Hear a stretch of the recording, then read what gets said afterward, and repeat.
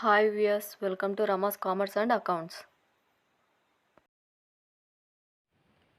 ఈరోజు క్లాస్లో మనం ఫైనల్ అకౌంట్స్ ఎలా ప్రిపేర్ చేయాలో చూద్దాం. Following are the information of X limited for the year ending 31/3/2021. Prepare final accounts from the data given. Final accounts అంటే trading account, profit and loss account, balance sheet 3 చేస్తేనే final accounts. ఇక్కడ మనకి ఇచ్చిన particulars అన్నిట్లో కూడా trading account particulars ఉంటాయి, profit and loss account particulars ఉంటాయి, balance sheet particulars ఉంటాయి.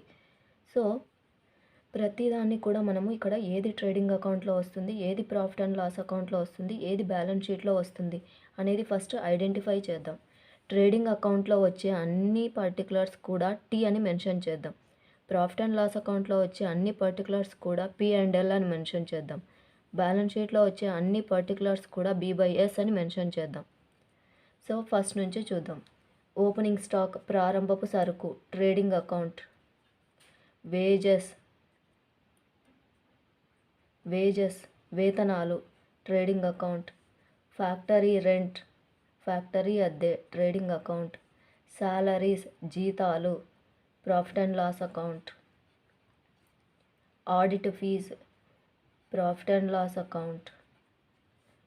పర్చేజెస్ కొనుగోళ్ళు trading account.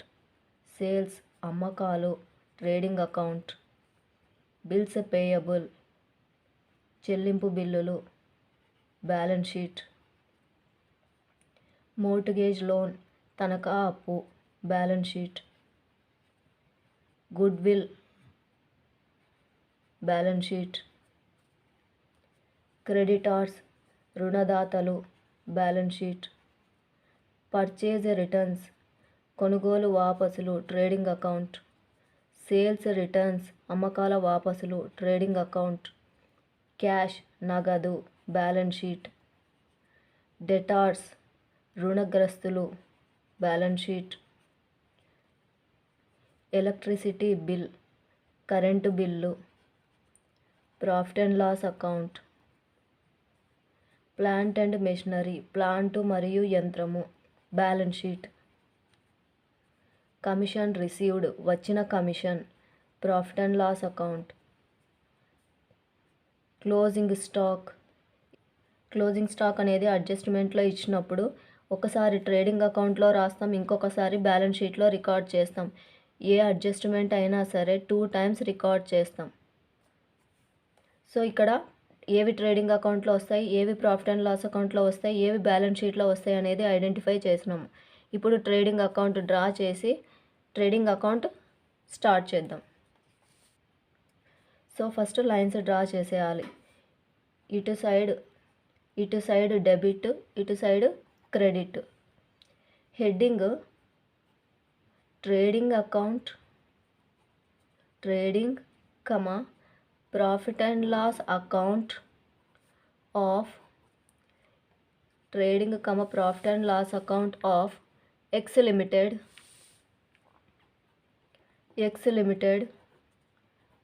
For the year ending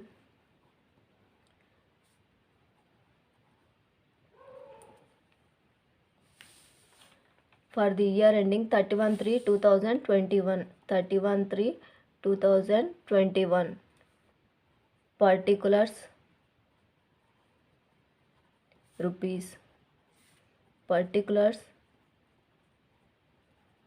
rupees. ఇక్కడ మనం హెడ్డింగ్లో trading account and profit and loss account అని మెన్షన్ చేసినాం. వర్తకపు మరియు లాభ నష్టాల ఖాతా అన్నాం. ఎందుకంటే మనము ట్రేడింగ్ ప్రాఫిట్ అండ్ లాస్ అకౌంట్లో 2 కలిపి ఒకటే దాంట్లోనే చేస్తాము. ఫస్ట్ ట్రేడింగ్ అకౌంట్ కంప్లీట్ చేసి దాని తర్వాత profit and loss account prepare చేస్తాము. సో ఫస్ట్ రికార్డ్ చేసేవన్నీ కూడా ట్రేడింగ్ అకౌంట్లో వచ్చేటువంటి ఐటమ్స్ రికార్డ్ చేస్తాము. ట్రేడింగ్ అకౌంట్ ప్రిపేర్ చేసేటప్పుడు ఎప్పుడైనా సరే ఫస్ట్ ఓపెనింగ్ స్టాక్ రాయాలి.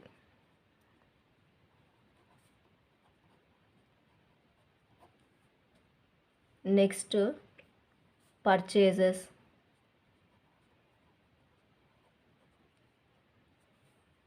డెబిట్ సైడ్ రికార్డ్ చేసేటప్పుడు 2 అని స్టార్ట్ చేయాలి. క్రెడిట్ సైడ్ రికార్డ్ చేసేటప్పుడు బై అని రికార్డ్ చేయాలి. By sales. So first 2 opening stock అన్నాం కదా, ఓపెనింగ్ స్టాక్ ఎక్కడుంది, ఎంత అమౌంట్ ఇచ్చారో చూద్దాం. 2 opening stock 10,000.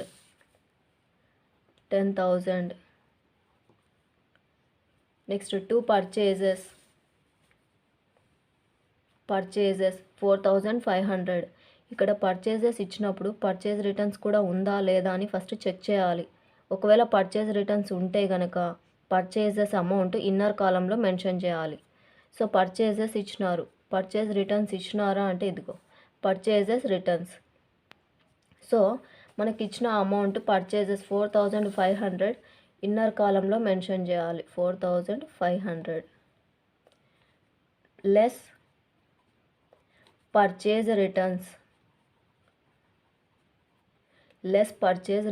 Purchase returns amount 500.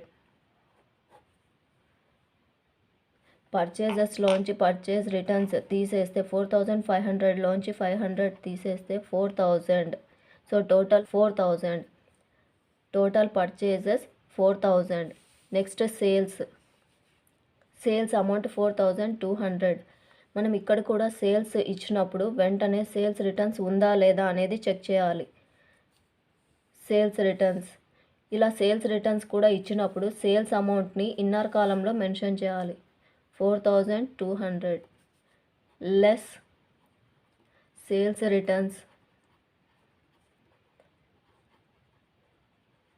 Returns amount 200. సేల్స్లోంచి సేల్స్ రిటర్న్స్ అమౌంట్ మైనస్ చేస్తే 4,000. Next by closing stock.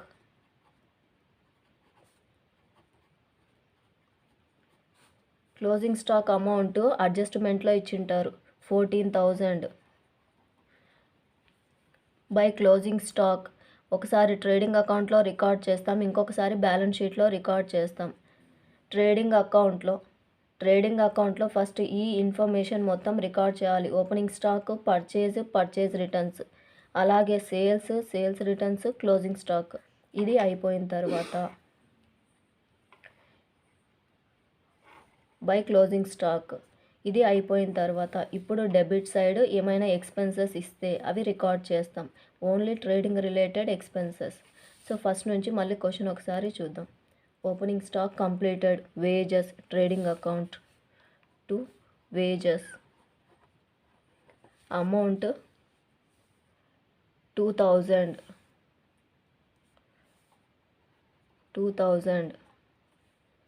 Next క్వశ్చన్లో factory rent 1,000. To factory rent amount 1,000. Next అలాగే చెక్ చేస్తూ వస్తే పర్చేజెస్ అయిపోయింది, సేల్స్ అయిపోయింది. సో ట్రేడింగ్ అకౌంట్ అమౌంట్స్ అన్నీ రికార్డ్ చేసాము. ఇప్పుడు ట్రేడింగ్ అకౌంట్ క్లోజ్ చేయాలి. ట్రేడింగ్ అకౌంట్ క్లోజ్ చేసేటప్పుడు ఇక్కడ కొంచెం స్పేస్ వదిలేసి లైన్స్ డ్రా చేసుకోవాలి.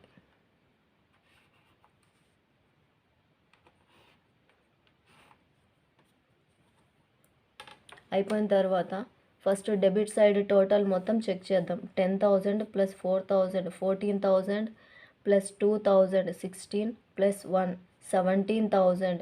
Debit side total 17,000.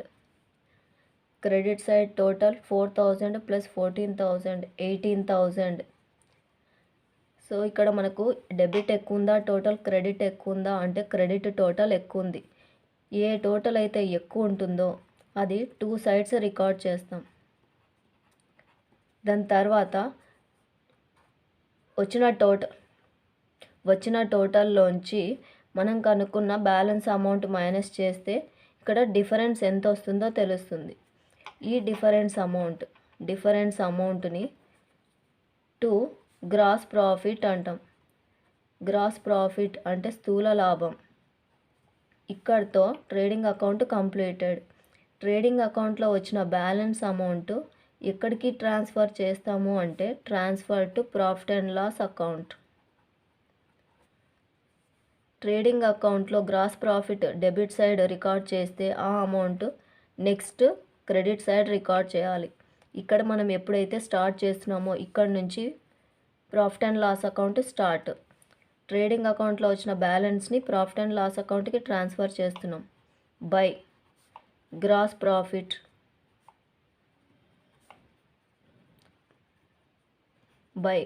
Profit so ఇప్పుడు ఇక్కడ మనము ప్రాఫిట్ అండ్ లాస్ అకౌంట్లో వచ్చేటువంటి పర్టికులర్స్ మాత్రమే రికార్డ్ చేస్తాం.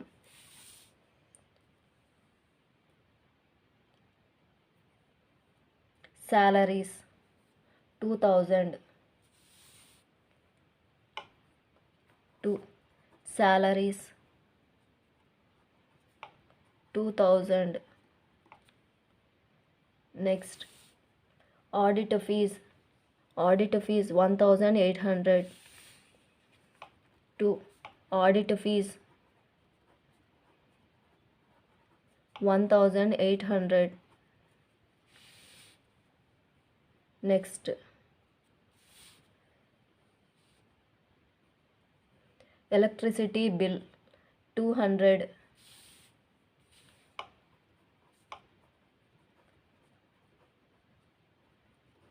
Electricity bill 200.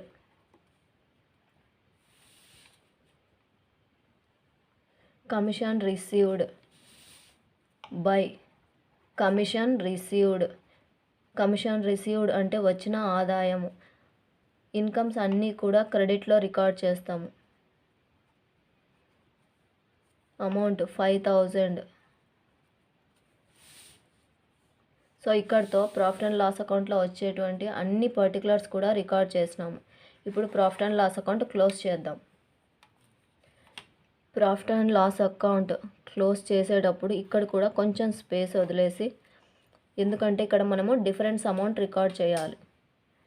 So first debit side total check చేస్తే 2000 plus 1800 3800 plus 200 4000. Debit side total 4000. Credit side total 5000 plus 1000 6000. Debit ఎక్కువ ఉందా క్రెడిట్ ఎక్కువ ఉందా అంటే క్రెడిట్ ఎక్కువ ఉంది. సో ఏ టోటల్ అయితే ఎక్కువ ఉంటుందో అది 2 సైడ్స్ రికార్డ్ చేస్తాం. తర్వాత డిఫరెన్స్ అమౌంట్ 6000లోంచి 4000 తీసేస్తే 2000.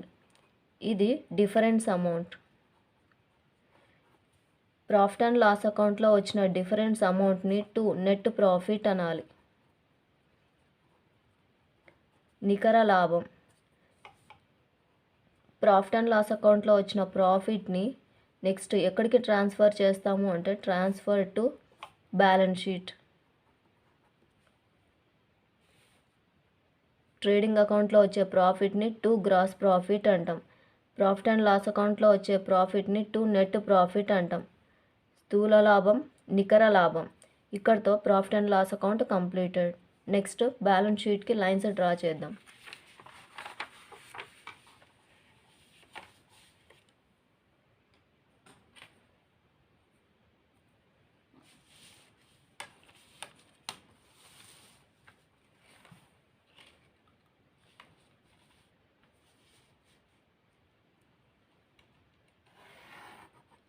బ్యాలెన్స్ షీట్ డెబిట్ క్రెడిట్ ఉండదు. మళ్ళీ ఏమొస్తుంది అంటే లయబిలిటీస్ అసెట్స్.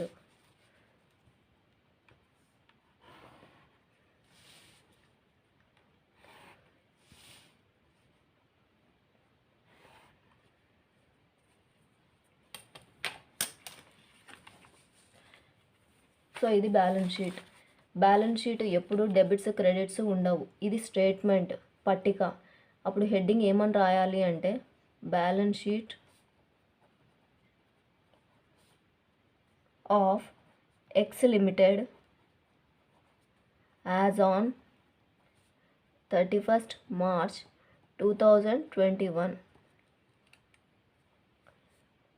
ఇటు side liabilities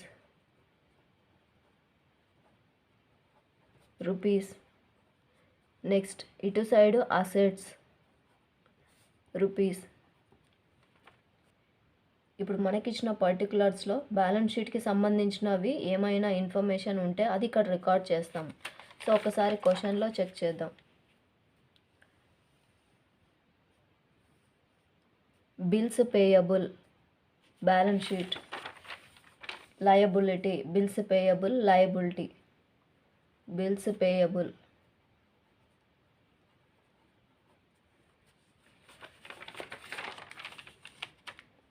amount 2400.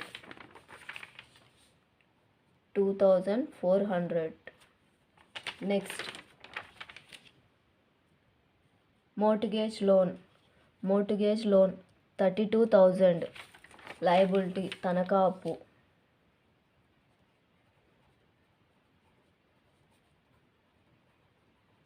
32,000.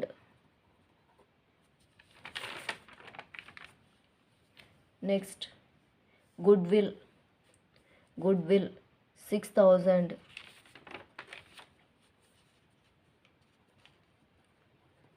Goodwill 6,000 asset. Next, creditors 5,600, liability రుణదాతలు, creditors.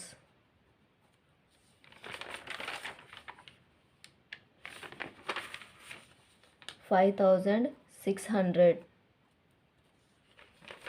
Next, cash balance sheet assets. Cash amount 9,000.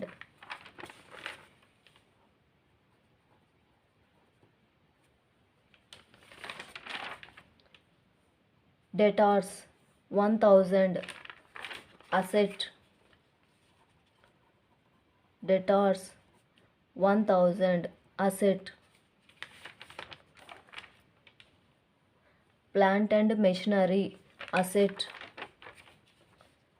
plant and machinery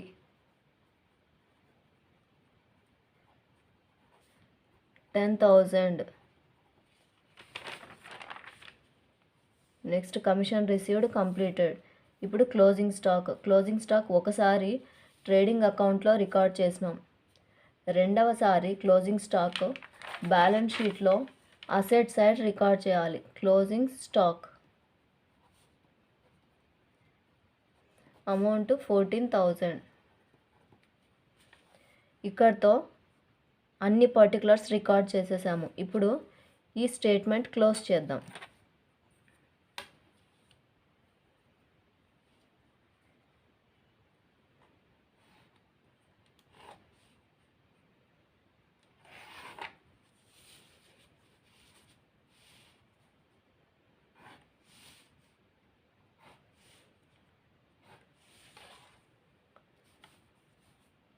first liabilities total check చేద్దాం.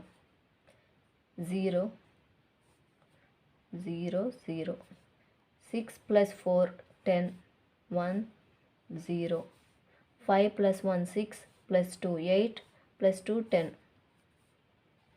3 + 1 4. Liability side total 40,000. Asset side total 0 0 0, 4 + 1 5 + 9 14 + 6 20, 2 + 1 3 + 1 4. So ఇక్కడ మనకు balance షీట్లో liabilities equals to assets రెండు ఈక్వల్గా వచ్చినాయి. ఇలా ఈక్వల్గా వస్తేనే మనం చేసిన trading account, profit and loss account correct. అలాగే అంతకుముందు ప్రిపేర్ చేసే ట్రయల్ బ్యాలెన్స్లో ఏ మిస్టేక్స్ లేవు అన్నప్పుడే ఫైనల్ అకౌంట్స్ ప్రిపేర్ చేస్తాం. ఈ ప్రాబ్లంలో ఇంకేమైనా డౌట్స్ ఉంటే నాకు కామెంట్ సెక్షన్లో కామెంట్ చేయండి. అలాగే ఈ వీడియో మీకు ఎలా అనిపించిందో కూడా నాకు కామెంట్ సెక్షన్లో కామెంట్ చేయండి. నెక్స్ట్ క్లాస్లో ఇంకో న్యూ టాపిక్ చూద్దాం.